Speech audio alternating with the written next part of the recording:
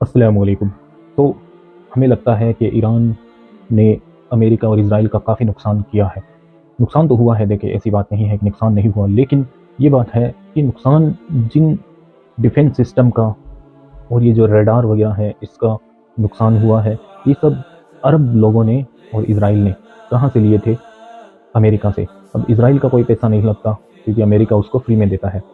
जितने भी अमेरिकन्स हैं उनके जो टैक्स के पैसे होते हैं उससे वो इसराइल को फ्री में मिलता है। यूँ समझ ले कि इसराइल को अमेरिका चलाता है, लेकिन अरब को थोड़ी चलाता है। अरब ने जो डिफेंस सिस्टम और जो ये सिस्टम है ये खरीद रखे हैं अमेरिका से।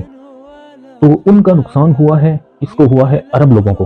और अगर अब अरब को वापस वो चाहिए तो वो किसके पास जाएंगे? अमेरिका के पास। अब वो जो खरीदेंगे उनसे, तो नुकसान किसका हुआ? अरब का। और फायदा किसको होगा? अमेरिका को। वो इनको बेचेगा।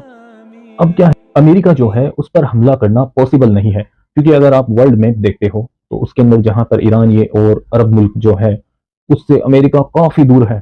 अमेरिका मैप में जहां शुरू होता है ये मुल्क वहां पर लगभग खत्म होने लगते हैं मैप के अंदर। इतना दूर है तो उसके ऊपर जाकर के हमला करना कभी पॉसिबल है ही नहीं। और अगर है तो उसके लिए बहुत ही ज्यादा टाइम चाहिए, इतनी ज्यादा रेंज की मिसाइल बनाने के लिए। या नहीं बनती, या बनती है मालूम नहीं। तो कहने का मतलब है कि अमेरिका पर हमला करना पॉसिबल नहीं है अरब और ईरान मुल्कों के लिए, खासकर ईरान के लिए। तो ईरान जो है वो किसका नुकसान करेगा?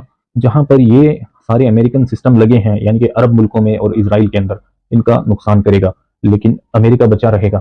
अब एक बात और कि ये जो तेल की जंगों की वजह से और गैस की क्राइसिस आती है, कमी आती है, दुनिया जो है परेशान होती है, लेकिन अमेरिका नहीं होता। उसकी वजह है ये है कि सऊदी अरब के अंदर एक मुजाहिद बादशाह आए थे, जो वन एंड ओनली सबसे बेहतरीन बादशाह थे सऊदी अरब के। उनका नाम था शाह फैसल। तो जब इसराइल और अमेरिका ने मिलकर इसराइल मतलब फ़लस्तीन पे जब कब्जा किया था, तो अरब मुल्कों ने इन पर अटैक किया था, लेकिन अरब मुल्क हार गए थे। तो उन्होंने क्या किया? शाह फैसल ने ऑयल एम्बार्गो लगा दिया, यानी कि हम आपको तेल नहीं देंगे।